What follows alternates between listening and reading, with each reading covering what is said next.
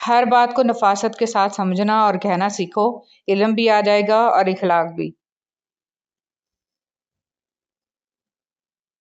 زندگی سسکی سے شروع ہو کر ہچکی پر ختم ہونے والا مختصر ترین سفر ہے۔ سچ بولنا اور سننا دونوں ہی بڑے مشکل کام ہیں، لیکن سچ بولنے سے دل کو جو سکون ملتا ہے وہ سکون کوئی اور چیز نہیں دے سکتی۔ اعتماد ایک چھوٹا سا لفظ ہے، جیسے پڑھنے میں 1 سیکنڈ اور سوچنے میں منٹ اور سمجھنے میں دن، مگر ثابت کرنے میں ساری زندگی لگتی ہے۔ آنکھ دنیا کی ہر ایک چیز دیکھتی ہے، مگر جب آنکھ کے اندر کچھ چلا جائے تو اسے نہیں دیکھ پاتی۔ بالکل اسی طرح انسان دوسروں کے عیب تو دیکھتا ہے، پر اپنے عیب اسے نظر نہیں آتے۔ کسی کی نرمی کو اس کی کمزوری نہ سمجھو، اگر وہ سر جھکا کر چلتا ہے تو صرف خوف خدا سے۔ انسان کو لے ڈوبتی ہے، چاہے اچھے کی ہو یا برے کی۔ زندگی لچک مانگتی ہے، جو انسان بات بے بات، رشتے ناتے، میرے تمہارے کی لڑ پکڑے، وہ ہمیشہ بے سکون ہی رہتا ہے۔ کیا خوب لکھا ہے کسی نے، بخش دیتا ہے خدا ان کو جن کی قسمت خراب ہوتی ہے، وہ ہرگز نہیں بخشے جاتے جن کی نیت خراب ہوتی ہے۔ ماں کسی بھی عمر میں آپ سے بچھڑ جائے، زندگی کا نقشہ ہی بدل جاتا ہے۔ ماں پہلی اور آخری بہترین دوست ہوتی ہے۔ ماں کو کھونے کا نقصان کبھی پورا نہیں ہو سکتا، لیکن آپ اس نقصان کے ساتھ جینا سیکھ جاتے ہو۔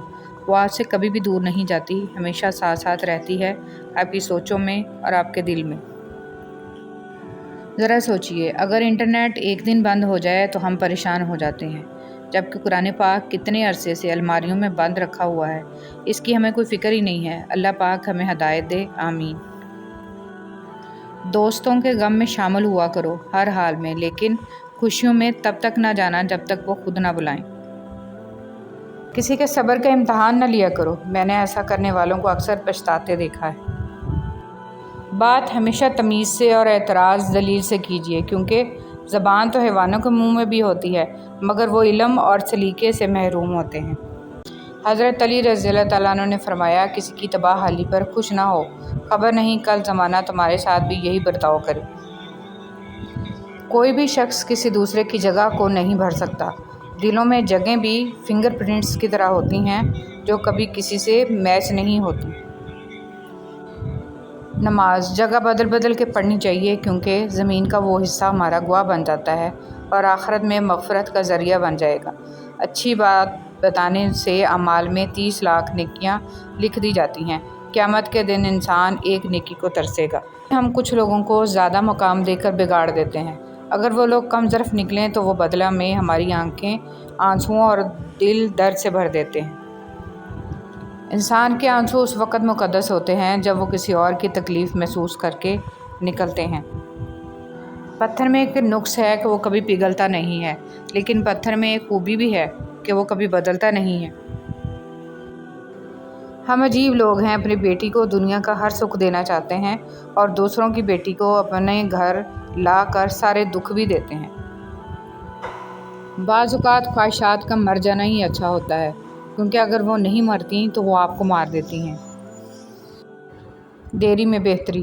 انتظار کی اذیت کے بعد ہی تو یعقوب علیہ السلام کو یوسف علیہ السلام سے ملوایا گیا تھا۔ جسے سزا سمجھ رہے ہو، اس دیری میں تمہارے لیے بہتری چھپی ہے، بے شک۔ جب تمہارے دل میں کسی کے لیے نفرت پیدا ہونے لگے تو فوراً اس کی اچھائیاں یاد کیا کرو۔ حضرت علی رضی اللہ تعالیٰ عنہ۔ مذہب نہیں، قرآن جیسی کوئی کتاب نہیں، حج جیسی کوئی زیارت نہیں، مدینہ جیسا کوئی شہر نہیں، نماز جیسی کوئی عبادت نہیں۔ خاموش رہنا تب جانے کی علامت نہیں ہے، ترجیحات کا فرق ہے۔ ہر بات اور ہر بندہ جواب کا مستحق نہیں ہوتا۔ اللہ کی دی ہوئی ڈھیل کو اپنی چالاکیاں مت سمجھو، جس دن اس نے رسی کھینچ لی، منہ کے بل ہی گرو گے۔ نیکی کبھی مرتی نہیں ہے، اس کا بیج بویا جاتا ہے، پھر یہ بیج پھلتا پھولتا ہے، قد درخت بن جاتا ہے، جس کی چھاؤں کا سکھ آنے والی نسلیں لیتی ہیں۔ اور ویسے بھی اللہ کی مخلوق کو آپ آسانی دے رہے ہیں، تو ہو ہی نہیں سکتا کہ اللہ تعالیٰ آپ کو سوچ، فکر، رزق، عمل اور علم میں آسودگی عطا نہ کرے۔ حضرت عمر فاروق رضی اللہ تعالیٰ عنہ کو قول ہے کہ خشوع و خضوع کا تعلق دل سے ہے، نہ کہ ظاہری حرکات سے۔ جہاں تعریف کرنی ہو وہاں بڑے بڑے چپ ہو جاتے ہیں اور برائی کرنے کے لیے گونگے بھی بول پڑتے ہیں۔ اے خالق کائنات، جن مشکلوں اور پریشانیوں میں ہم مبتلا ہیں تو انہیں اپنی شان کریمی سے حل کر دے۔ ہمیں دنیا اور آخرت کی ذلت اور رسوائی سے بچا اور دنیا اور آخرت کی بھلائی عطا فرما، آمین ثم آمین۔ استغفار عذاب سے حفاظت کی ڈھال۔ حضرت علی رضی اللہ تعالیٰ عنہ نے ارشاد فرمایا، تعجب ہے ان لوگوں پر جو نجات کا سبب اپنے پاس رکھنے کے باوجود بھی ہلاک ہو جائیں۔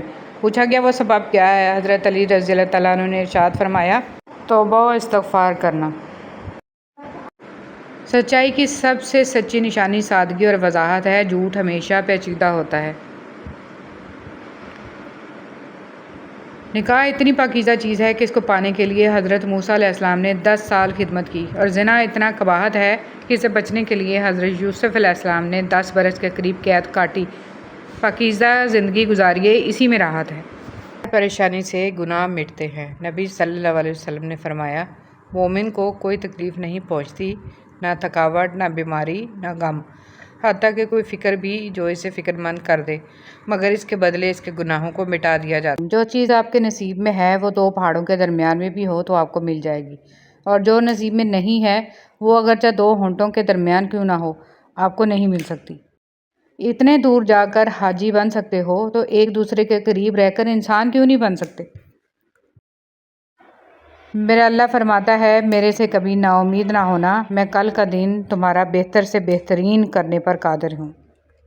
حضرت علی رضی اللہ تعالیٰ عنہ نے ارشاد فرمایا، مشکل وقت میں ہمیشہ دعا مانگا کرو، کیونکہ جہاں انسان کا حوصلہ ختم ہوتا ہے وہاں سے اللہ پاک کی رحمت شروع ہوتی ہے۔ صلی اللہ علیہ وسلم نے فرمایا، اللہ تعالیٰ اس وقت تک بندے کی مدد میں لگا رہتا ہے جب تک بندہ اپنے بھائی کی مدد میں لگا رہتا ہے۔ ہم جسم کا بوجھ ہلکا کرنے کے لیے 2 گھنٹے ورزش کی مشین پر کھڑے ہو سکتے ہیں، مگر روح کا بوجھ کم کرنے کے لیے 2 منٹ اللہ کے سامنے کھڑے نہیں ہو سکتے۔